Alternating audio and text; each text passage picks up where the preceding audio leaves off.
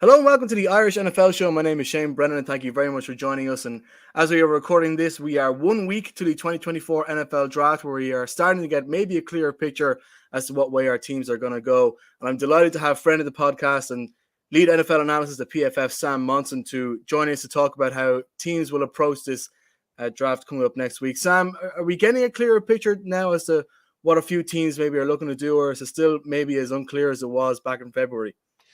Yeah, it's hard to say. I mean, Bill Belichick was on, Pat McAfee's show the other day saying accurate information from teams is not coming out until, 12 hours before the draft. Everything you're hearing now is from external sources. It's from agents, largely. It's from everybody else, right? So we're trying to piece together what we think the consensus or what we think is actually going to happen. But it is largely, it's being driven by sources outside of teams. Like, we don't know necessarily what those teams are going to be doing.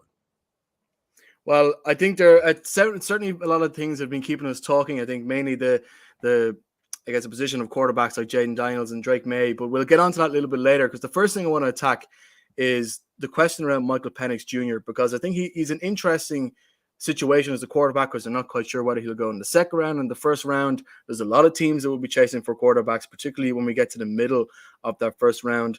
People are not quite sure what to make of him based on, I guess, some of his performances this season in the college football playoffs. So what is your take on Michael Penix Jr.? What way do you think teams are looking at him? Is there a possibility that he could go, for example, as the first round pick to the Raiders at 13 overall?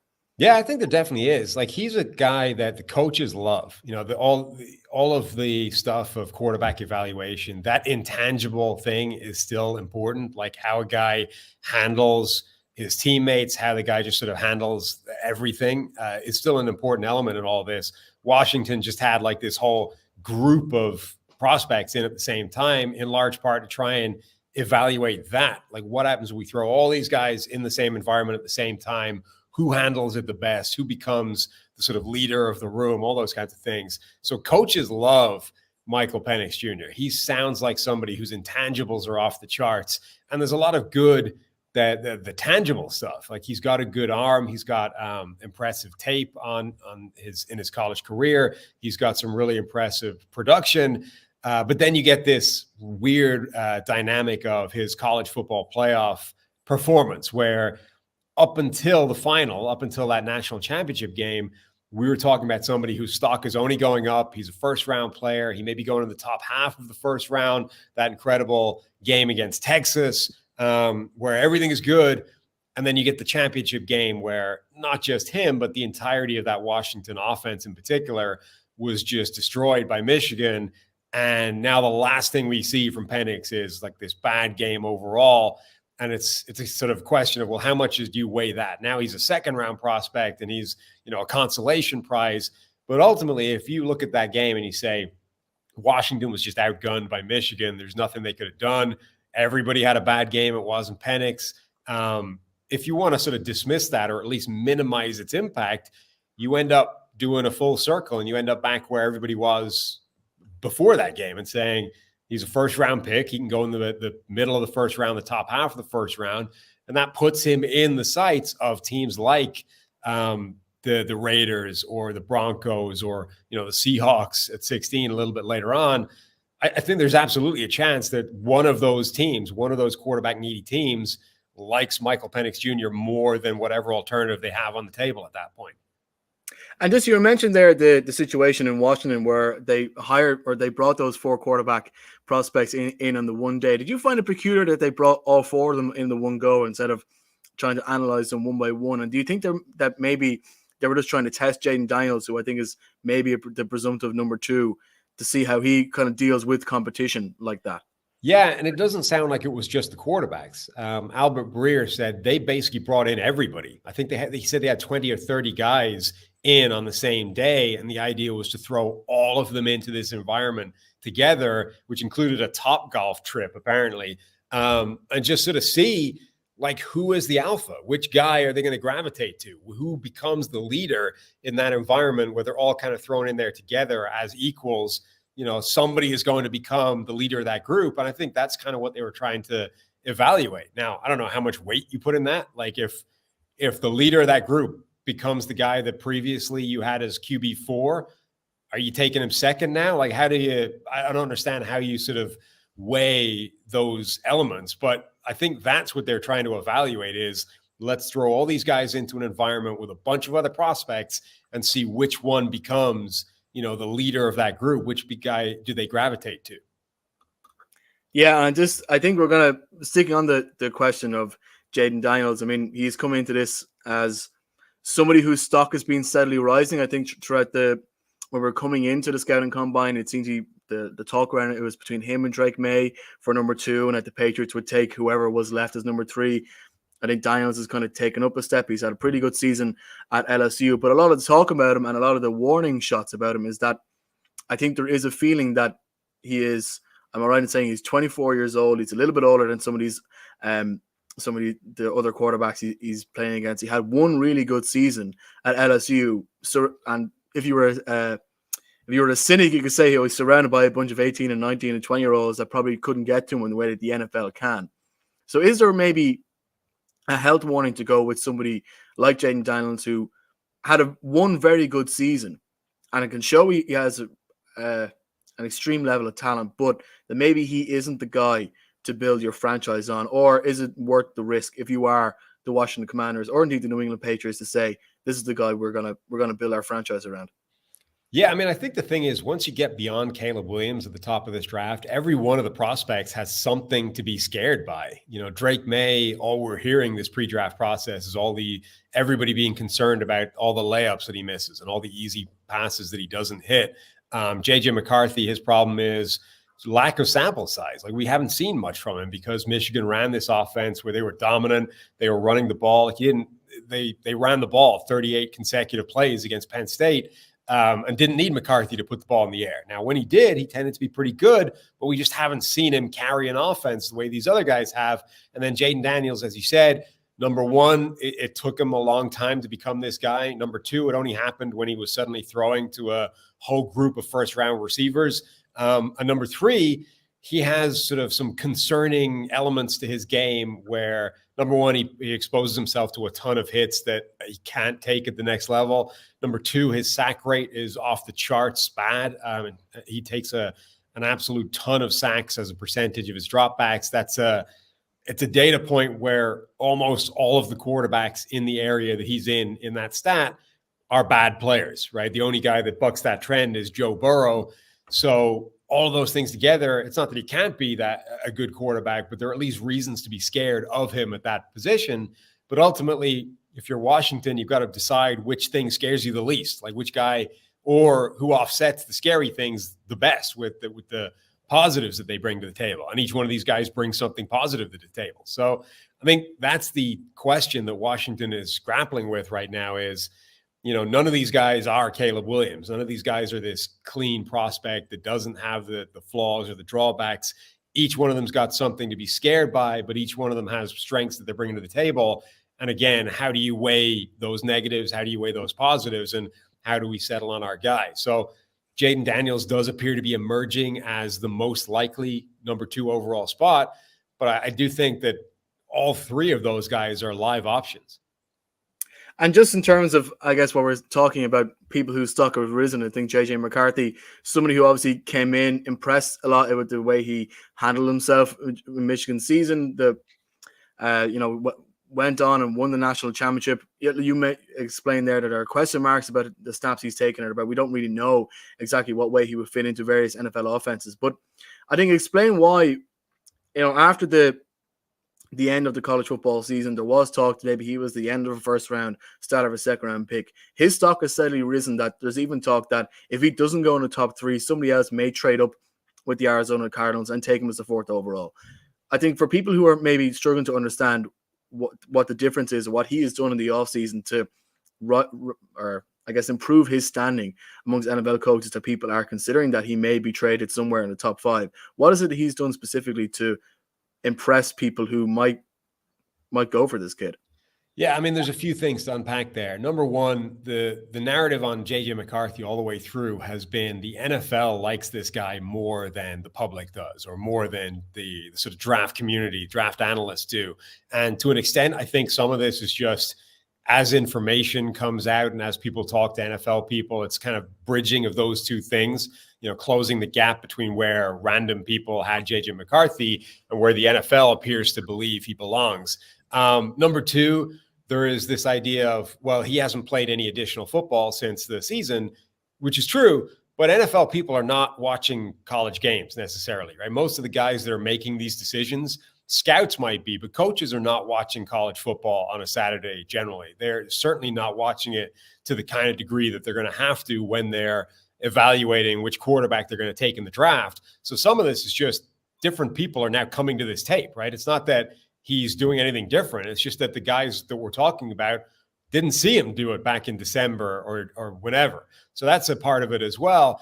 And then the other thing is there is new information. Like, he hasn't played games, but he's shown up and interviewed with teams, and he's done, he's had a pro day, and he's done like all these different things, S2 tests and Wonderlic scores, and they're all really small pieces of the puzzle, but there's a bunch of them and they're adding up, right? So there is new information coming to light that is beyond what he's done on the field at the college level. So when you add all those three things together, I think those start to explain why a guy's draft stock can move, or at least seem to move, between the end of the college football season and the actual draft. No new football is being played, but there are still very legitimate reasons why a guy's draft stock can go up or down over that period of time.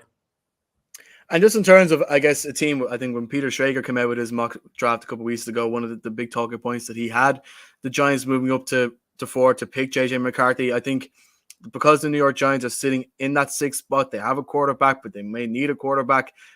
It's probably one of the biggest talking points, or what is set up to be one of the more dramatic elements of the first night of the draft, is what the Giants do. They're now sitting at 6. Do they move up?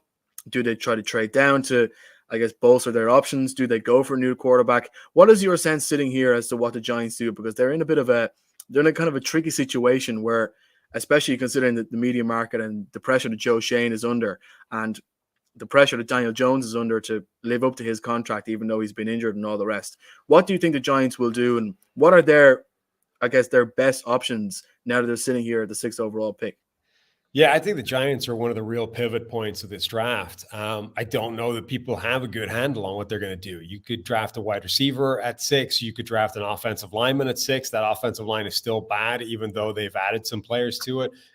You could draft a quarterback at 6 if one is available that you like, or you could trade up. You could go get that 3rd or 4th guy, or you could trade back and say, we don't like these quarterbacks. We think we can get a better deal trading out and letting somebody else draft a wide receiver, and we'll pick up more picks and we'll get guys later on. So any of those, I think, are perfectly live, valid options for the Giants. Ultimately, I think maybe the most likely thing is they just stick at 6, pick up the best wide receiver that they like off the board. If Marvin Harrison Jr.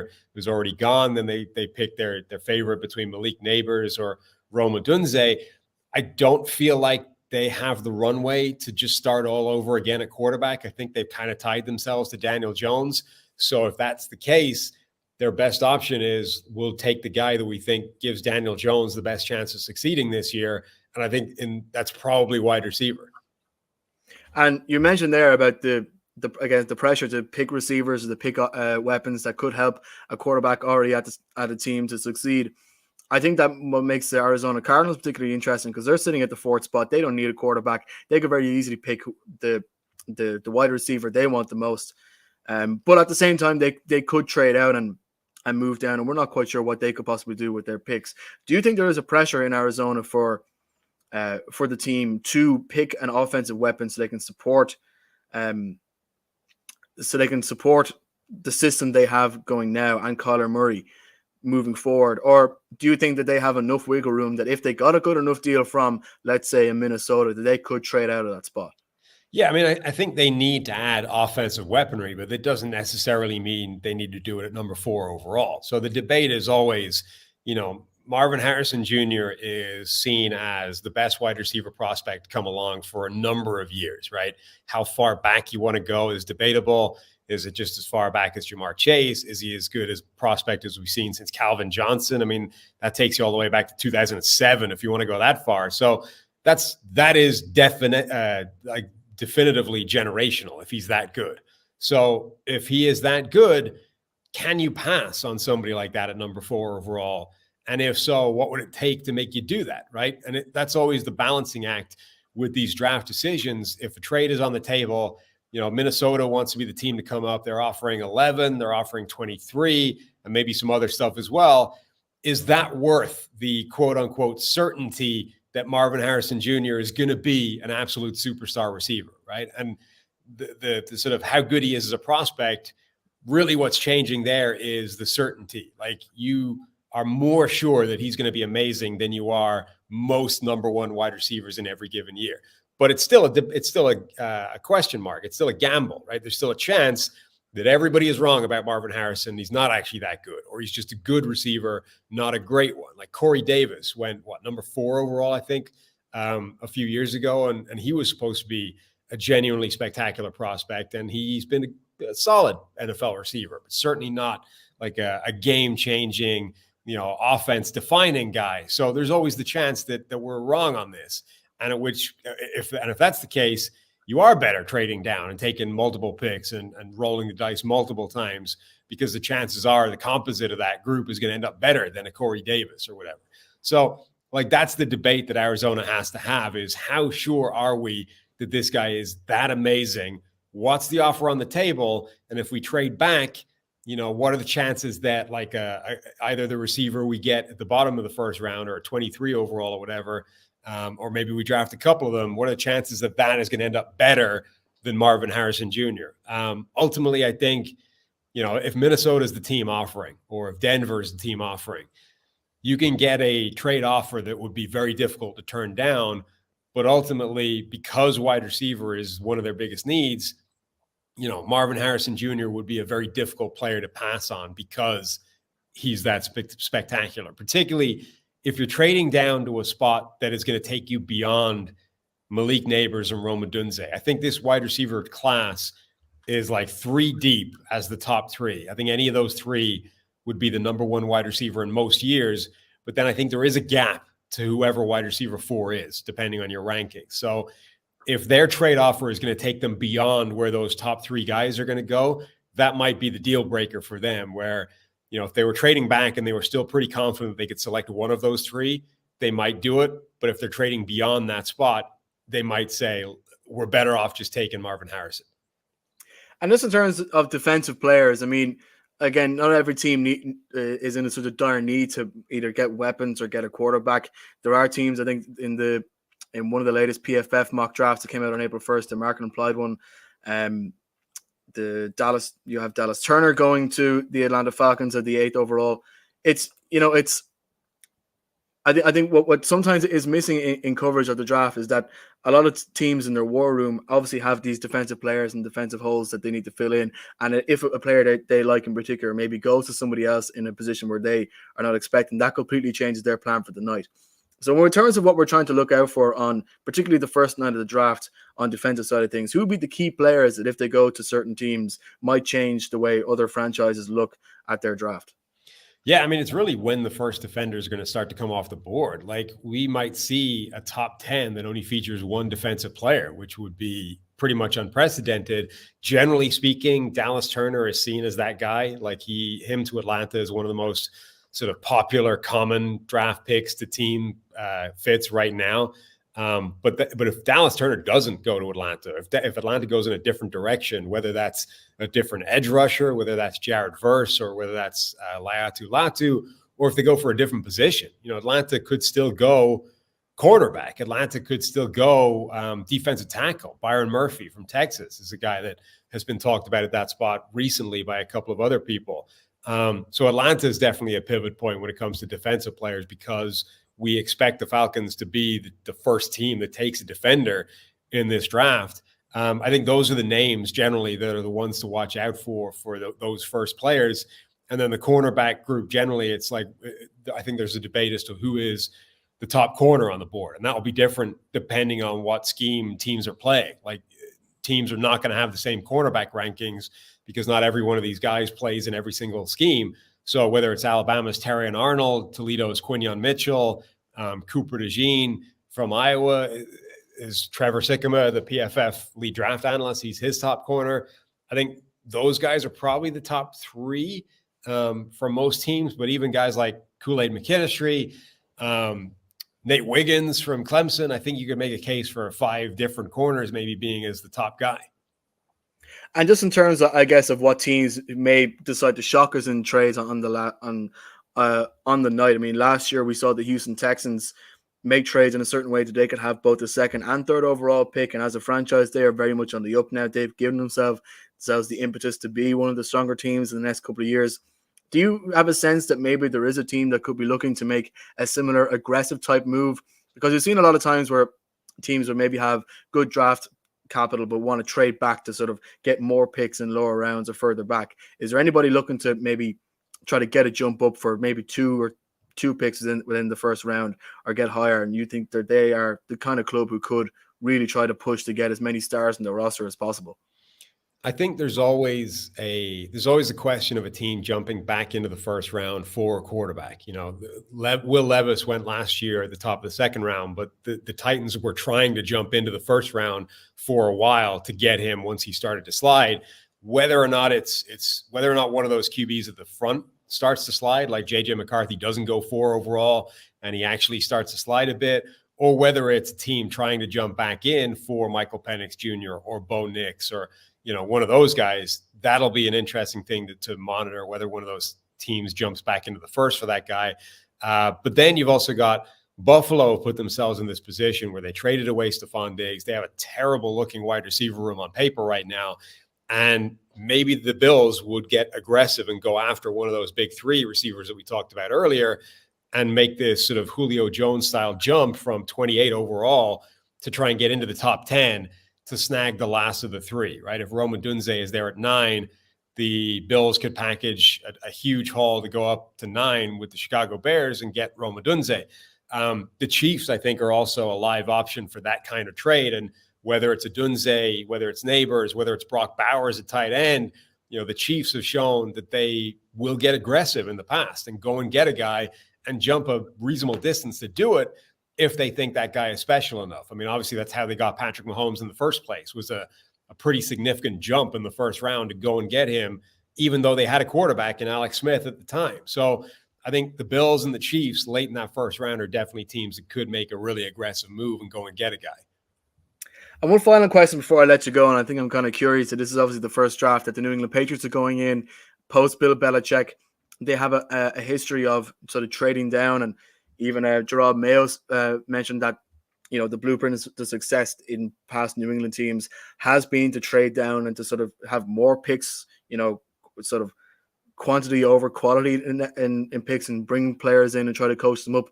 So considering that not only are the Patriots picking 3rd overall, but they're also picking pretty high in the rounds in future, do you think that there is a possibility they could trade out of some of their high draft picks to trade down, particularly when it comes to their first round 3rd overall? Or particularly with that 3rd overall pick, is there too much pressure for them to say, okay, we need to look like we're being aggressive here after what was a failed experiment with Mac Jones?